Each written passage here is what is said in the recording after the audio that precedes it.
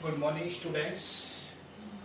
Today, in class 9 mathematics class, we again start congruency of triangles. Today is the fourth lecture regarding this topic. I am taking this question from NCERT book. So that the angles of an equilateral triangle are 60 degree each. We know very well the each angle of equilateral triangle 60 degree, but we need to prove. हमें पता है कि equilateral triangle का each angle 60 degree होता है, लेकिन इसको prove करने की जरूरत है. कैसे प्रूव करेंगे? How to prove. Okay. In triangle A B C, ABC में this is equilateral triangle. In equilateral triangle, all sides are equal. AB is equal to BC is equal to AR. It means AB is equal to BC is equal to QR. Sorry, AC. All sides are equal. Now, first we are taking two sides. If AB is equal to BC. AB is equal to BC. AB is equal to BC. The angle opposite to AB is equal to C. Angle opposite to BC is equal to A.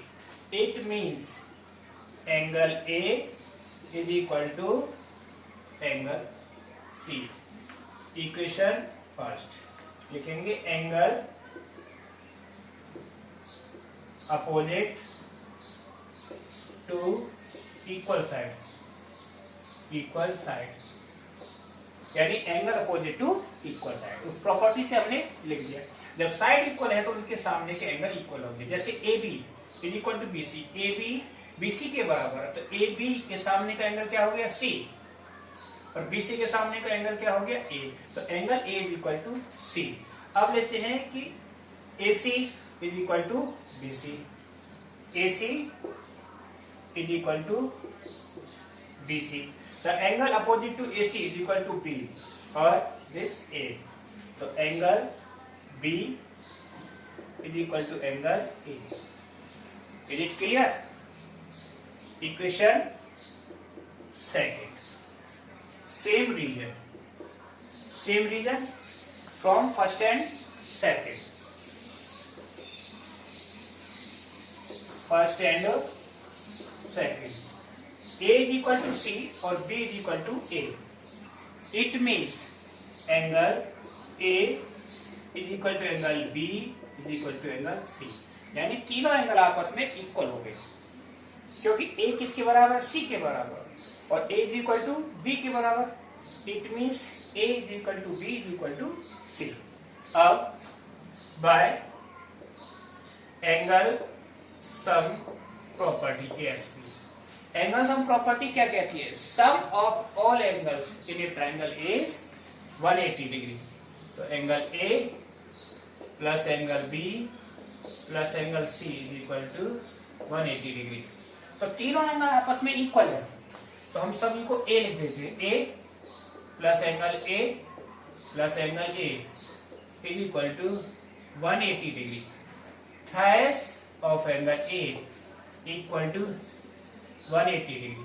3 से cancel, so that angle A is equal to 60 degree. यही prove करना था. Each angle of a triangle is 60 degree. Next congruency fourth is SSS congruency, यानी SSS criteria, side side side. इसमें क्या होता है?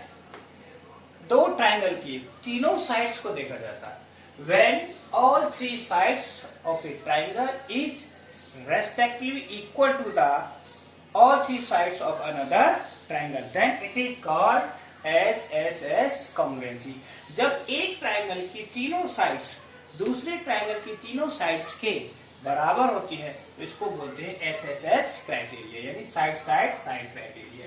जैसे एग्जांपल, ये triangle, this is triangle ABC, ABC और दूसरा triangle PQR, PQR.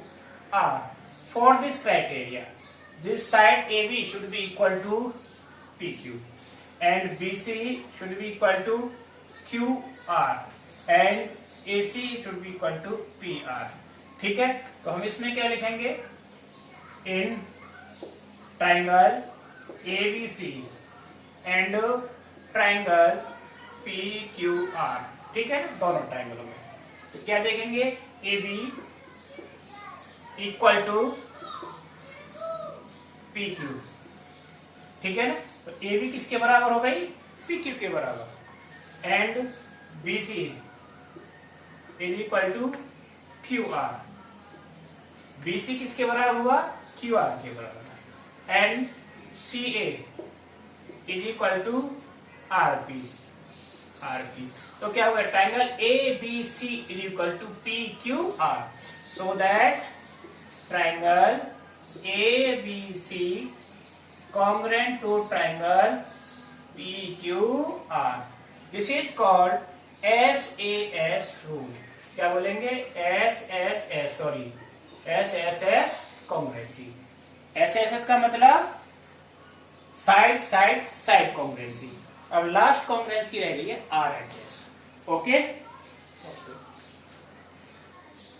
And last, this is last criteria of congruency, that is called RHS. RHS means right angle hypotenuse side congruency criteria.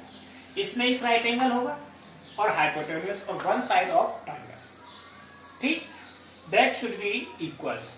Suppose, यानी इस कहने का मतलब ये है कि when right angle and hypotenuse and one side of a triangle is respectively equal to the other triangle, यानी एक ट्रायंगल का राइट एंगल, हाइपोटेन्यूज और अदर साइड इक्वल है दूसरे ट्रायंगल के, तो दोनों आपस में कॉन्ग्रुएंट होंगे बाय दिस रूल RHS. अब RHS है, जैसे एग्जांपल, ये दो ट्रायंगल है ABC और दूसरा ट्रायंगल DEF. अब ये एंगल हमने 90 डिग्री ले लिया.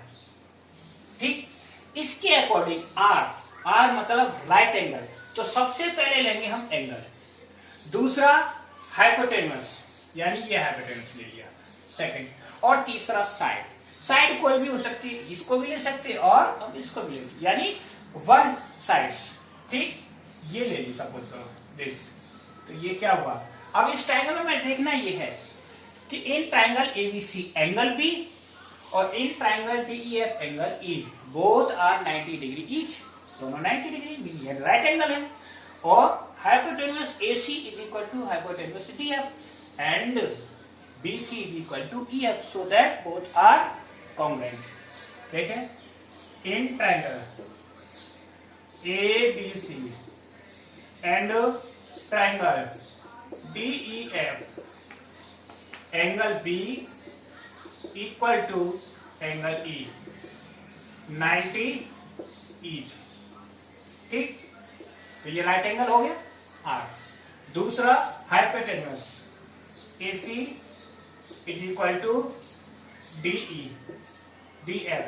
ठीक है ना, hypotenuse.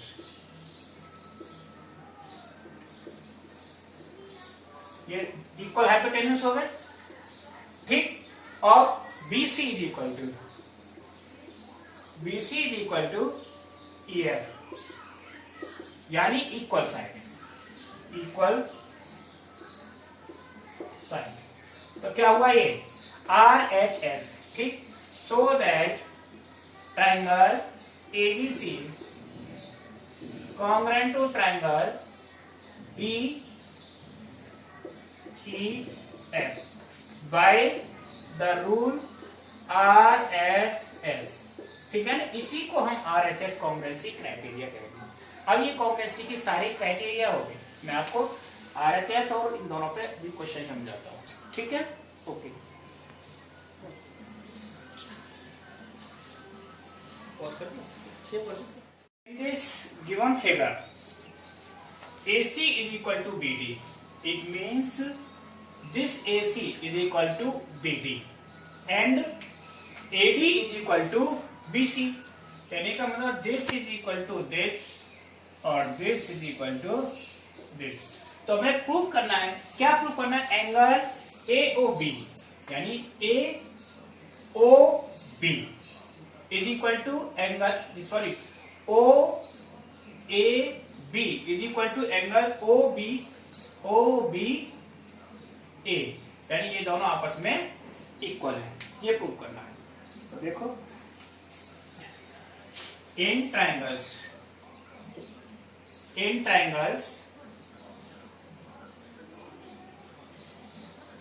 CBA and triangle DAB okay. अब क्या गिवन है? फर्स्ट ऑफ ऑल उसको लेंगे जो गिवन है। CBA इसमें क्या है? BC is equal to CB is equal to DA that is given. ये क्या हो गया? गिवन हो गया। अब उसके बाद कॉमन ये होगी साइड AB, क्या हो गई? कॉमन दोनों ट्रायंगल में। AG इक्वल टू AB क्या? कॉमन हो गया दोनों में। And what is given? AC is equal to BD, AC is equal to BD okay. ये गिवन है, this is also given, so that triangle CBA congruent to triangle DAB by कौन सा criteria? SSS। कि जब तीनों side आ गई तो कौन सा रूल आ गया? SSS rule. अब मुझे क्या देखना है? एंगल। तो कौन सा एंगल हो गया? एंगल दिस यानी OAB is equal to angle OBA। अब OBA तो नहीं है, लेकिन हमारा क्या है? Angle CAB is equal to angle DBA ठीक, by CT but O is lying on the same line, so that we can say angle OAB is equal to angle OBA। यही प्रूव करना था, ठीक है? हैंस प्रूव, यही prove करना। Okay, that's it.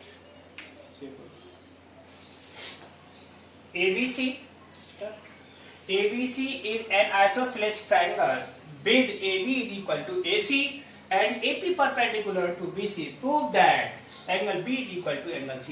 इस तरह से हम थ्योरम भी समझा चुके हैं। इसमें क्या है? ये इसके बराबर है, ठीक, और ये परपेंडिकुलर है, ठीक। अब सॉल्यूशन में इन ट्रायंगल किस किस ट्रायंगल में लेंगे? इस ट्रायंगल में और इस ट्रायंगल में। In triangle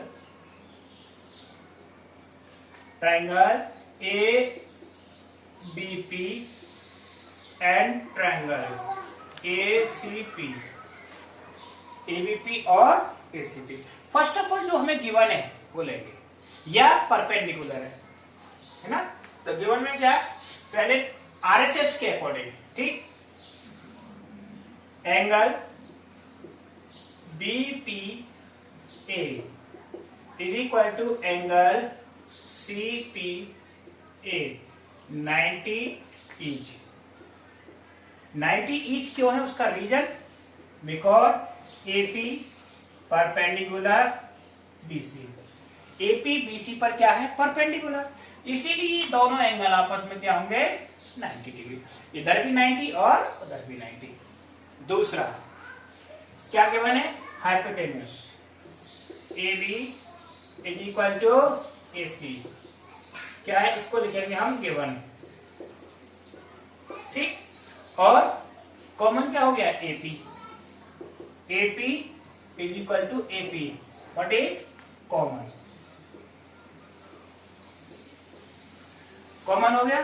so that triangle, triangle A B P congruent to triangle ACP by RHS, ठीक। अब RHS से कैसे इस बार एक कोर्स देख लो, इन दोनों ट्राइंगलों में AP is the perpendicular on BC so that this angle 90, this also 90, तो angle BPA and CPA both are 90 degree, okay, and AB is equal to AC, क्या है given. What is common? AP. AP दोनों ट्राइंगलों में, that's why common. So that triangle ABP and ACP कैसे होए, congruent। कौन सा criteria लगा इसमें, RHS, right angle, hypotenuse, side, ठीक। अब इसके बाद अब आप क्या प्रूव कर सकते हो, this angle and this angle, तो angle B is equal to angle C, क्या हुआ, by CP CT, CPCT means corresponding part of congruent triangle। इस तरह से कॉन्ग्रुएंसी के सारे क्राइटेरिया बता दिए और क्वेश्चन भी, ठीक है ना। बाकी कल और बताएंगे।